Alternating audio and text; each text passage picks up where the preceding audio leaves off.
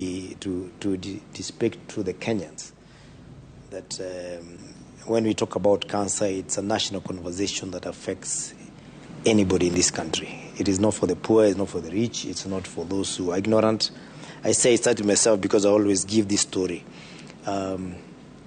My father was a nurse, and even as he was treating other people, he developed a pimple on the neck. And I remember him saying, when I was a small boy, that I do not want to go to hospital in Nairobi because I don't want to be found with cancer. You know, that kind of attitude.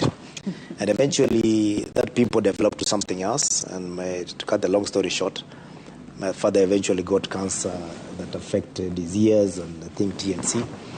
We spent a lot of money here on, and at that time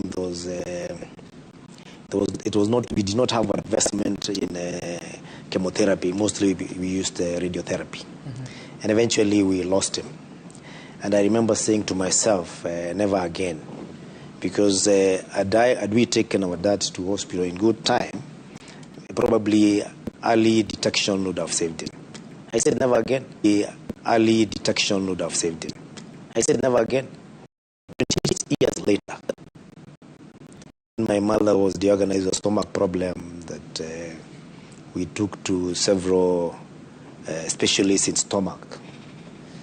And eventually she was diagnosed with stage 4 of pancreatic cancer, which the doctor tells me is usually very hidden.